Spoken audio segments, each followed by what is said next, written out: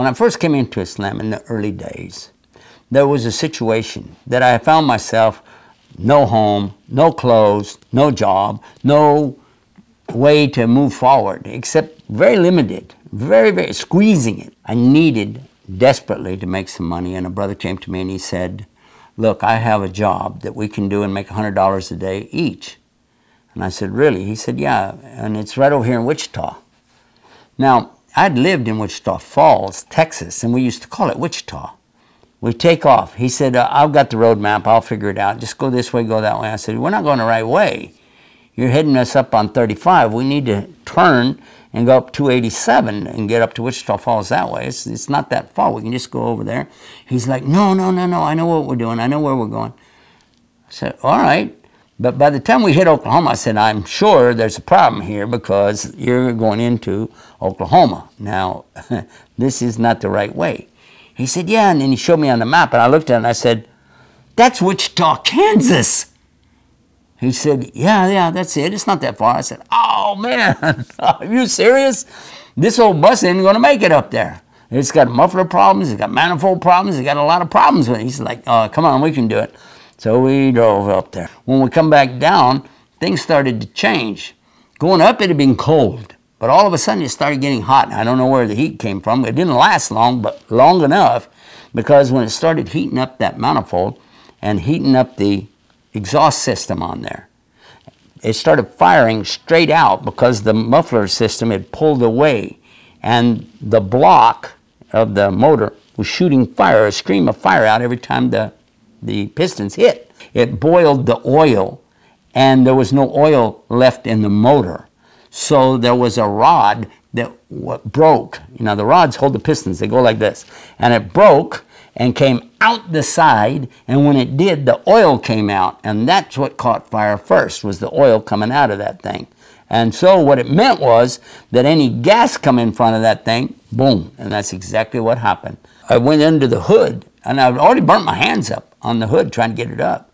And I'm beating on that fire, trying to put it out with that blanket. And I'm thinking, this can't be happening. This can't be happening. Why is this happening to me?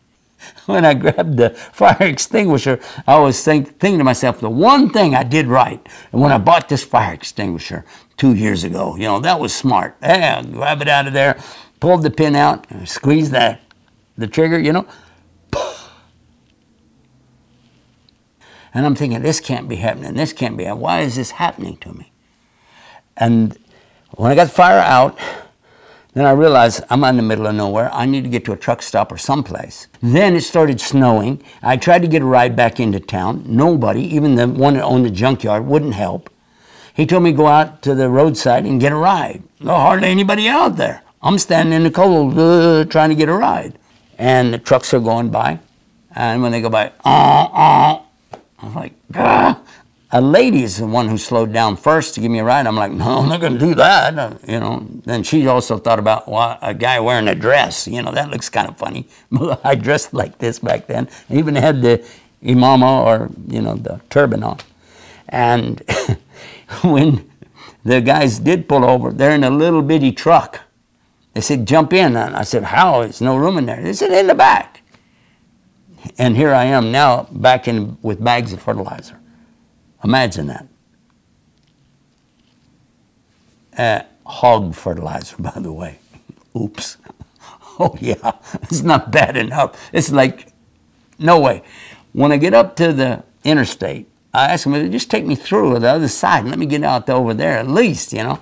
They're like, no, we got to go this way.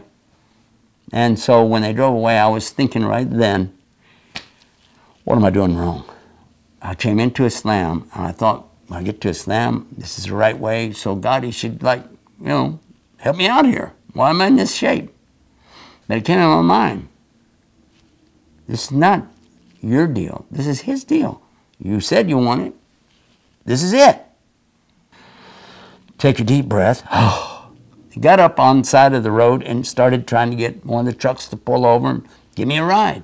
Nothing. And now it really started getting colder and windy, and the snow's getting worse. You know what happened? A red car, a Lamborghini, came over the top of the hill. Now I'm standing out on the side of the road, freezing to death, in clothes that don't fit with holes in them. And here comes a big Lamborghini coming up, big red. Oh, I love red cars. Coming over the top of that hill. I thought, oh, brother. And when it passed me, it stopped. I went, uh-oh. What's wrong with this story? He started backing up real fast. And I said, oh, okay, guy's going to run over me. You know, let's get back out of the way. I don't know what this guy's doing. And he got up even with me, rolled the window down. Now I'm thinking, in Texas in the old days, we would have said, hey, buddy, you tired of walking? Yeah. Okay, run a while. It'd take off. I figured he's going to pull a joke on me, something like that. Instead, he said, can you help me? I'm going, that's probably the funniest story I've heard today. You need help from me? But I had to be serious, so I said, yeah, what can I do for you? He said, do you mind to ride with me? Because I can't keep my eyes open. I don't know what's happened to me, but I just feel like I'm going to fall asleep. He said, I don't know if I'm even driving straight. I've got to get down to Canton, Texas. Well, I know exactly where it is. I said, sure, yeah, why not? I got in the car with him. And he said, but I need you to talk. Talk to me. Keep me awake.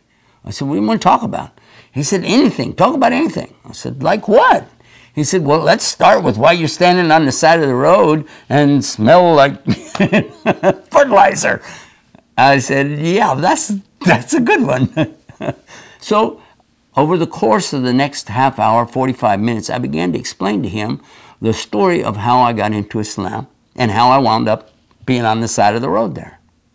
And when we got to Denton, Texas, this is split there. Highway 35 splits to W, west, and east, E, and you can take your choice. Now, he needs to go to Canton, which is to the east. I, on the other hand, need to go to Fort Worth, which is to the west.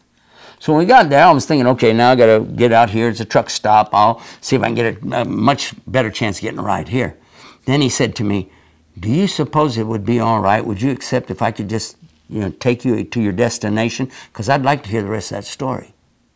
I said, excuse me just a second. Let's see if my schedule would permit that. Yes, I do have an opening. No, not really. Well, I was thinking, I can't believe this guy. This is too much. I said, oh, yeah, okay. So we went on. We went to Fort Worth. And over the course, I was able to finish the story, tell him exactly what had happened, transpired, brought me to the point where I was. And look at what he said. He said, do you know, in my religion, he told me what branch Christianity was in. He said, it is split, it's divided up, there's a lot of problems, and I've lost all my faith in it. But what you said gives me a lot of faith. Huh? He said, this gives me a lot of inspiration. The way you overcome these things. I said, I didn't really. I'm just trusting him, and he makes things happen. He said, I'd like to know so much more. I was a brand new Muslim in those days, very brand new. So I didn't have, in preparation, I didn't have anything with me to give him, nothing, no cards, no websites in those days. What can I give him? So when we got to the destination, we got out of the car, went in, I found some pamphlets. I gave him a couple pamphlets, Human Rights in Islam, the Concept of God. Those two main ones that helped me so much when I came in. And do you know, subhanAllah, after he took those, he promised me, he said, I'm going to read these and see what I can do. But this sounds like my way. And he drove off. He didn't any more than drive away. Then the brothers who owned the house showed up and they said, oh, you're back. I said, oh, I wish you would go catch this guy. You need to tell him about Islam. I don't know how to tell him. And they said, well, I don't know what we would have done any different. And that was the minute that I decided my life has to be dedicated to be able to communicate this message to people in the English language. That inspired me to do what I do today. That keeps me going, knowing there are other people out there who are in a lot worse shape, don't have a clue. They need to know what our purpose in life really is. To worship our Creator, not what He created, and it will change everything.